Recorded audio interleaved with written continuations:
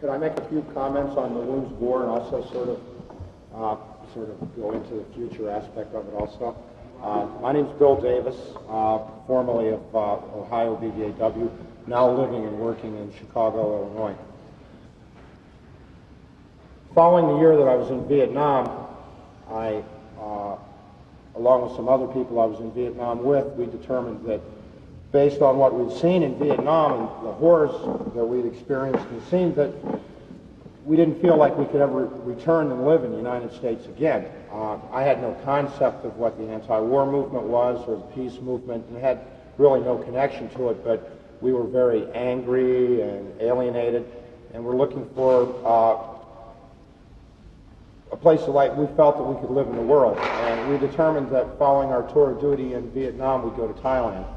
And in a sense, it was sort of like a brief respite.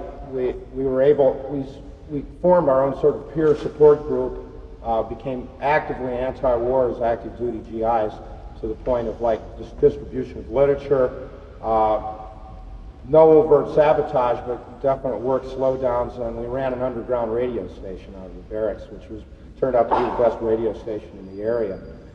The hardcore reality crashed down on us when the Air Force wouldn't, they were giving everyone early outs, but they wouldn't give us early outs, and they wouldn't discharge us in Thailand, and we were all split up and sent back to the United States. And after being in Asia for 2 years in two pretty unorthodox military units, I was assigned to the Strategic Air Command in Ohio, and that was the beginning of my downfall in the military and my resumption of being a human being, fortunately. It inevitably led to a court-martial, which in essence I won because I gave up all my rank, and I still owed the Air Force money. They sent me letters even when I was no longer in, but I still owed them money. I told them they could come over and collect at any time. The door would be open, come around, midnight and stuff, and don't knock, just come in.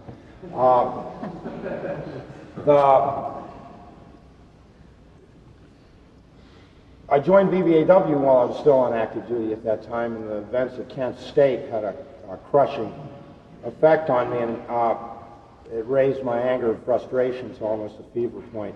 And that led to my AWOLs and my traveling around the United States, making speeches at anti-war gatherings and helping to close down colleges in Ohio. And once again, I fell in with a peer group, and I began to try to reassemble my life again. After 2 years in Asia and 4 years in the military, the United States was an alien country to me. The landscape had changed. The very attitudes of the people had changed, the way that young men related to young women, and the attitudes of young women were an entirely new alien thing to me. It was an entire new mountain that I had to scale. We slowly began to piece our lives together, and through the peer group and the work of VVAW and our own, we didn't have formal rap groups, but just our meetings became those sort of things. And gradually, we found the outlet through our activism, and we found ways to control it. It's not that anyone is ever totally healed. There were a number of years after the nightmares ended, and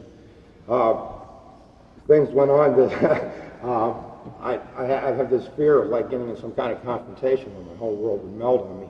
But I found that there was definite strength in activism, and as you continued to do work and move on, that you got stronger and found the more, and we all found the more we talked about it, and the more that we took action, the stronger people we became. And it's still that situation today. I mean, my wife and children have grown accustomed to me if we go any place in public that I won't sit with my back to the door, and that's about the extent of my problems anymore. But we're continuing to grow strong in our activism, and we're continuing to do our work. And every time that I speak at a grade school or a junior high school or a high school or a college, I become that much stronger, and the young people become that much stronger through our work. And my wife is a teacher. She networks. We find just an unlimited number of teachers in every level of education that are teaching about the war. The war in Vietnam has become a major course in a lot of institutions. And even the more conservative teachers and conservative veterans who teach these courses bring us in. I mean, it's a hell of a thing to have to do, but we have to undo what they've done for a whole quarter or semester in one day, but we put on a good show. My wife was, in 1968, when I was in Vietnam, she was involved in anti-war activities in Madison, Wisconsin, and was like brutally beaten by the police, and had like a minor role in the film The War at Home, which is a classic in terms of how the peace movement blossomed into a major factor to bring the war to an end. And we go to a lot of these sessions, and we provide a great 1-2 punch. Her at home in 1968, and me in Vietnam. And it's really effective, and even the more conservative of these people welcome us because it is a different viewpoint. And they're trying to like give this air of being fair. But once we get in there, it's not fair anymore because we just rip them up. That's the strength and that's the future of our organization. As long as we're alive, is bringing our experiences to generation after generation and taking those struggles forward and basically opposing U.S. military intervention at every turn. Thank you.